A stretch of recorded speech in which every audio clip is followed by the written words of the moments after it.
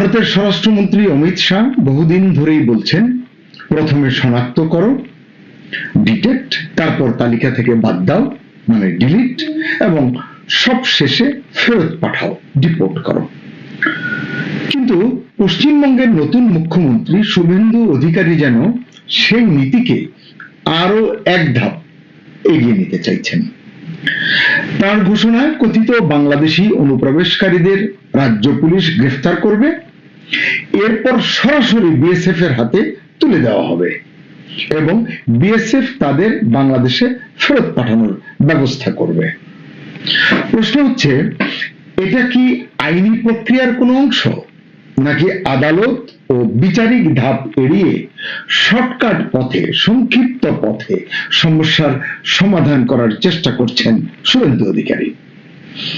ঠিক এমন সময়ই কেন ভারত ঘোষণা করতে যাচ্ছে স্মার্ট বর্ডার প্রকল্প? কি আছে এই স্মার্ট বর্ডার প্রকল্পে? এটা কি যে পরিস্থিতি এখানে তৈরি হয়েছে বা হচ্ছে বা হতে পারে সেই পরিস্থিতি নিয়ন্ত্রণে আনবে বা আনতে পারবে, নাকি আগুনে আরো বেশি পরিমাণে ঘি ঢালবে? আজকের ভিডিওতে সেই প্রশ্নগুলোরই আমরা উত্তর খুঁজব। আসসালামু আলাইকুম, স্বাগত লিডস নিউজে। সম্মানিত দর্শক, এই যে ভারত সরকারের স্মার্ট বর্ডারের কথা বলছিলাম, যে এই স্মার্ট বর্ডার প্রকল্প, এটিকে বলা হচ্ছে হাই পাওয়ার্ড ডেমোগ্রাফি মিশন। খুব শিগগিরই এটি ঘোষণা করতে যাচ্ছে নরেন্দ্র মোদী সরকার। বলা হচ্ছে এই মিশন বিএসএফ এর কাজের পরিধি এবং শক্তি আরো বহুগুণে বাড়িয়ে দেবে। স্বরাষ্ট্রমন্ত্রী অমিত শাহর ভাষায় এই প্রকল্পের আওতায় আগামী 1 বছরের মধ্যে বাংলাদেশ ও পাকিস্তান সীমান্তে অত্যাধুনিক প্রযুক্তি নির্ভর নিরাপত্তা বলয় গড়ে তোলা হবে। কি কি থাকবে এই নিরাপত্তা বলয়ে? এই নিরাপত্তা বলয়ে থাকবে ড্রোন, থাকবে রাডার সিস্টেম, থাকবে নজরদারি ক্যামেরা, নদীপথ নজরদারির ব্যবস্থা থাকবে, এমনকি আকাশপথ পর্যবেক্ষণের ব্যবস্থাও শক্তিশালী করা হবে। অর্থাৎ সীমান্তে প্রায় দুর্ভেদ্য দেয়াল গড়ে তোলা হবে, এটি স্পষ্ট বোঝা যাচ্ছে। অমিত শাহ বলেছেন, সীমান্তবর্তী অঞ্চলের জনবিন্যাস, যে ডেমোগ্রাফির কথা বলা হচ্ছে, হাই পাওয়ার ডেমোগ্রাফি মিশন, এই সীমান্তবর্তী অঞ্চলের জনবিন্যাস পরিবর্তনের যে কোনো প্রচেষ্টা ব্যর্থ করে দেওয়া হবে। তার মানে কি, মানে বাংলাদেশ থেকে হোক বা পাকিস্তান থেকে হোক, মানে অনুপ্রবেশ করে ভারতে ওই এলাকার যে জনমিতিক যে পরিসংখ্যান, যে জনবিন্যাস, এটিকে বদলে দেওয়া হচ্ছে, এটি তাদের অভিযোগ এবং এটিকে তারা ব্যর্থ করে দিতে চান এই নিরাপত্তা বলয় সৃষ্টির মাধ্যমে। মানে দিল্লি এখন শুধু সীমান্ত পাহারা দিতে চায় না, সীমান্ত ঘিরে জনসংখ্যাগত পরিবর্তন নিয়েও প্রকাশ্যে তারা তাদের উদ্বেগ প্রকাশ করছে এবং এখানেই রাজনৈতিক বিতর্কের শুরু। কারণ বিজেপি দীর্ঘদিন ধরেই দাবি করে আসছে বাংলাদেশ থেকে অবৈধ অনুপ্রবেশ ভারতের বিভিন্ন রাজ্যে জনসংখ্যার ভারসাম্য পরিবর্তন করছে। মানে এরা এই পরিমাণে বেশি যাচ্ছে যে তাদের স্থানীয় জনসংখ্যার চেয়েও তারা প্রভাবশালী হয়ে উঠছে। অন্যদিকে সমালোচকরা বলছেন এই ইস্যুটি অনেক সময় রাজনৈতিক মেরুকরণের হাতিয়ার হিসেবেও ব্যবহৃত হয়। এখন আসি শুভেন্দু অধিকারীর বক্তব্যে। সম্প্রতি তিনি ঘোষণা দিয়েছেন, কথিত বাংলাদেশি অনুপ্রবেশকারীদের বিরুদ্ধে আরো কঠোর অবস্থান নেওয়া হবে, অর্থাৎ তার সরকার নেবে। তার বক্তব্য, যাদের সিএএ এর আওতায় আনা যাবে না তাদেরকে অবৈধ অনুপ্রবেশকারী হিসেবে বিবেচনা করা হবে। এরপর রাজ্য পুলিশ তাদের আটক করবে, পরে বিএসএফ এর হাতে তুলে দেবে এবং বিএসএফ বাংলাদেশে পুশব্যাক করে দেবে। এরকমই বিষয়টা। এখানেই প্রশ্ন উঠছে, কারণ ভারতের প্রচলিত আইনি প্রক্রিয়া কিন্তু সাধারণত ভিন্ন। কোন বিদেশি নাগরিককে অবৈধ প্রবেশের অভিযোগে আটক করা হলে প্রথমে তার বিরুদ্ধে মামলা করা হয়, তারপর তাকে আদালতে তোলা হয়, আদালতে তার বিচার হয়, এরপর আদালত যে সাজা দেন সেই সাজার ভিত্তিতে সাজা তাকে ভোগ করতে হয়। এরপর সংশ্লিষ্ট দেশের দূতাবাসের মাধ্যমে পরিচয় যাচাই করা হয়। সব শেষে আনুষ্ঠানিকভাবে প্রত্যর্পণের ব্যবস্থা করা হয়।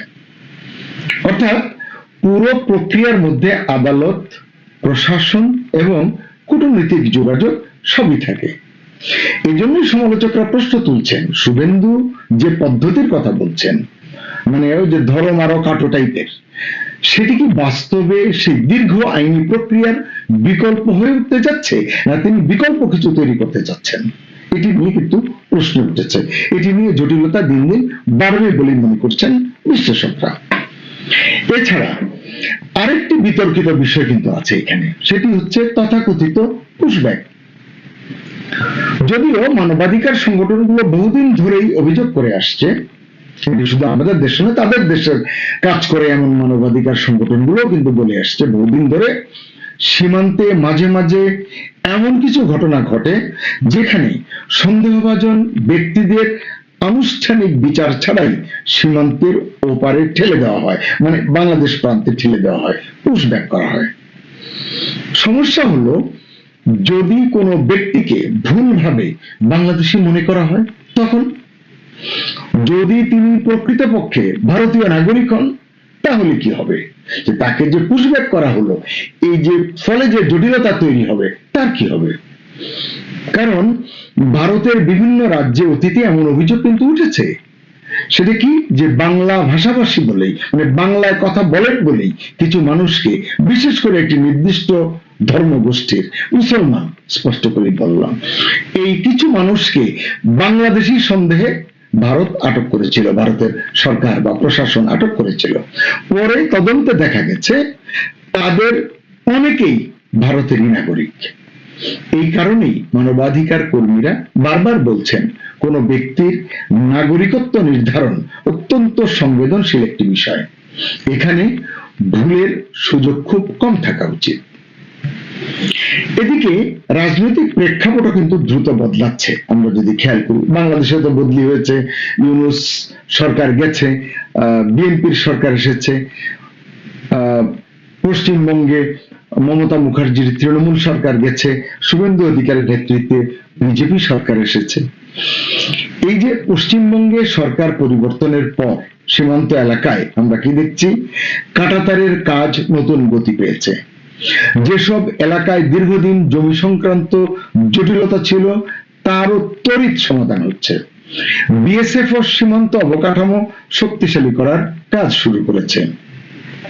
অন্যদিকে আমরা দেখলাম গণমাধ্যমে ভারতীয় সেনা প্রধান উপেন্দ্র দ্বিবেদীর সঙ্গে বৈঠক করেছেন বাংলাদেশে নবনিযুক্ত ভারতীয় হাই কমিশনার হিসেবে যিনি মনোনীত হয়েছেন, সেই মনোনীত প্রতিনিধি সাবেক মন্ত্রী ভারতের এবং প্রবীণ রাজনীতিক দীনেশ ত্রিবেদী, তার সঙ্গে সেনাপ্রধান, ভারতীয় সেনাপ্রধানের একটি বৈঠক হয়েছে। মানে এটি আসলে এক ধরনের নতুন বলেই মনে হচ্ছে, কারণ এর আগে এমনটি শোনা যায়নি। হাই কমিশনার আসবেন, তার কূটনৈতিক যে নিয়মাচার আছে তার ভিত্তিতে আসবেন, দায়িত্ব পালন করবেন, আবার দায়িত্ব শেষ হলে চলে যাবেন। কিন্তু এবারই দেখা গেল যে সীমান্তে এইরকম উত্তেজনা, সীমান্ত নিয়ে যে সমস্ত কথা কেন্দ্রে এবং পশ্চিমবঙ্গ রাজ্য সরকারের মুখে শোনা যাচ্ছে, তারই যেন কিছুটা ছিটে ফোটা আঁচ পাওয়া গেল এই বৈঠকের মধ্য দিয়ে। মানে বলা হচ্ছে যে এই বৈঠকটি এমনি হয়নি, সেনা প্রধানের কাছ থেকে প্রয়োজনীয় ব্রিফিং এবং প্রয়োজনীয় সমর্থন সহায়তার আশ্বাস নিয়ে দীনেশ ত্রিবেদী হয়তো বাংলাদেশে আসতে চলেছেন। যাই হোক, সেনা প্রধান এবং নতুন হাইকমিশনারের মধ্যেকার আলোচনায় কি কি আলোচনা হয়েছে আমরা বলতে পারবো না, তবে আমরা এটুকু জেনেছি, সীমান্ত নিরাপত্তা, প্রতিরক্ষা সহযোগিতা এবং দুই দেশের সামরিক যোগাযোগ নিয়ে তাদের মধ্যে আলোচনা হয়েছে, এমনটি জানিয়েছে ভারতের বিভিন্ন গণমাধ্যমে প্রকাশিত সংবাদগুলো। অর্থাৎ সীমান্ত প্রশ্নটি এখন কেবল আইন শৃঙ্খলার বিষয় নয় বা আইন শৃঙ্খলার বিষয়ের মধ্যে সীমিত থাকছে না, এটা এখন কূটনীতি, নিরাপত্তা এবং আঞ্চলিক রাজনীতির বড় ইস্যু হয়ে উঠেছে বা উঠছে। এখানেই আরেকটি গুরুত্বপূর্ণ বিষয়, একটু আগেই বললাম সিএএ মানে সিটিজেনশিপ অ্যামেন্ডমেন্ট অ্যাক্ট, তো এই আইন, এটির কথা আপনারা আগেও শুনেছেন। এই আইন অনুযায়ী বাংলাদেশ, পাকিস্তান এবং আফগানিস্তান থেকে আসা নির্দিষ্ট কিছু অমুসলিম সম্প্রদায়ের, হিন্দু, বৌদ্ধ, খ্রিস্টান, জৈন, বিভিন্ন ধরনের সম্প্রদায়ের মানুষ ভারতীয় নাগরিকত্ব পাওয়ার সুযোগ পান বা পেয়ে থাকেন। কিন্তু মুসলমানরা থাকেন এই আইনের, সিএএ, এই আইনের আওতার বাইরে। ফলে সমালোচকরা প্রশ্ন তুলছেন, বাস্তবে এই নীতির প্রয়োগে একটি নির্দিষ্ট ধর্মীয় পরিচয় কি বড় হয়ে উঠছে না, বৈষম্যের শিকার হচ্ছে কিনা মুসলমানরা? বিজেপি যতই বলুক, এটি মানবিক এবং ঐতিহাসিক বাস্তবতার ভিত্তিতে তৈরি করা একটি আইন, সিএএ এর কথা। বিরোধীরা কিন্তু বলছেন এটি সত্যিকার অর্থে একটি বৈষম্যমূলক আইন, এবং আসল বিতর্ক এবং হতাশা এখানেই। তো যে কথাগুলো বললাম তার ভিত্তিতে, তার প্রেক্ষাপটে পুরো চিত্রটা কি দাঁড়াচ্ছে? একদিকে দেখছি ভারত সরকার স্মার্ট বর্ডার প্রকল্প হাতে নিচ্ছে, অন্যদিকে কেন্দ্র থেকে রাজ্য সরকার পর্যন্ত ডিটেক্ট, ডিলিট, ডিপোর্ট নীতি অনুসরণ করছে। সঙ্গে পশ্চিমবঙ্গে শুভেন্দু অধিকারীর কঠোর অবস্থান তো আছেই। সব মিলিয়ে ভারত বাংলাদেশ সীমান্তে একটি নতুন বাস্তবতা তৈরি হওয়ার ইঙ্গিত দেখা যাচ্ছে। প্রশ্ন হচ্ছে, নিরাপত্তা জোরদার করার নামে কি আইনি প্রক্রিয়া আরো কঠোর হতে যাচ্ছে, নাকি সীমান্তে নতুন ধরনের মানবাধিকার বিতর্কের জন্ম হতে যাচ্ছে? এবং এই পরিবর্তনের প্রভাব কি কেবল সীমান্তেই পড়বে, নাকি ভারত বাংলাদেশ সম্পর্কের উপরও এর প্রভাব পড়বে? এই জায়গায় আমরা বাংলাদেশের নাগরিক হিসেবে জানতে চাইতেই পারি, বাংলাদেশ সরকার এই ইস্যুতে কি ভাবছে, কি অবস্থান তারা আসলে নেবে। সুপ্রিয় দর্শক, আপনাদের কি মনে হয়, শুভেন্দু অধিকারীর এই অবস্থান কি সত্যি সীমান্ত নিরাপত্তার স্বার্থে খুব প্রয়োজনীয়, নাকি